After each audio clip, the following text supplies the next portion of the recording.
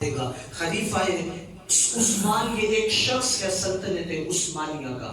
اس بندے کی جو سلطنت کا عروج ہے اس کی وجہ ایک ہے، یہ شخص نکھٹو قسم کا نوجوان تھا. اس کے محلے والے، علاقے والے اس شخص سے بڑے تنگ تھے، لیکن اس کی ایک عادت تھی کہ جب کوئی مہمان آتا تو اس کی مہمان نوازی میں وقت صرف کرتا. اس کے علاقے والوں نے کہا کہ ہم سے تو دور ہو جا، تیری وجہ سے غیر لوگ آ کے رات کو یہاں پہ بستے ہیں. یہاں تک کہ انہوں نے اسے اپنی بستی سے نکال دیا. یہ شخص ایک شخص کے پاس جا کے رات رکا، جس جگہ پہ اس نے اسے ٹھہرایا وہاں پہ رب کا قرآن پڑھا تھا. یہ شخص رات سو تو گیا لیکن اس نے توجہ نہ کی، اس کے پاؤں کی جانب رب کا قرآن تھا. جب صبح آنکھ کھلی تو دیکھا قدموں کی جانب رب کا قرآن ہے.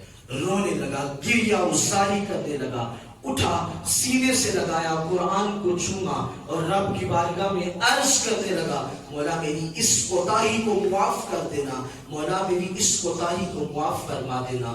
ہاتف سے آواز آئی، جیسے تو نے ہمارے قرآن کی عزت و تکریم کی ہے، اب دیکھنا کہ معاشرے میں ہم تجھے عزت کیسے عطا کرتے ہیں. یہ وہ شخص جو اپنی گلی محلے سے دھتکارا ہوا تھا، اب یہ شخص نکلتا ہے، لوگ اس کے گرویدے ہوتے چلے جاتے ہیں، یہاں تک کہ سلطنت عثمانیہ کا بانی یہ شخص بنا جو ارطغرل کا بیٹا تھا، اور اس نے پوری دنیا پہ اس سلطنت عثمانیہ کا عروج یوں برپا کیا. اور جب یہ سلطنت عثمانیہ کی کوئی بھی فتح حاصل کرتا تو اعلان یہ بات کہتا تھا، لوگوں کائنات کی جتنی بھی عزتیں ہیں کہیں سے نہیں ملنے والی، آؤ تم رب کے قرآن کو تھام لو، رب اس کے صدقے ساری عزتیں عطا فرمائے. تو دعا ہے خالق سے کہ اللہ ہمیں بھی قرآن کا تقدس، قرآن کا ادب کرنے کی توفیق عطا فرمائے اور اس سے ہمیں وابستگی عطا کرنے کی توفیق عطا فرمائے.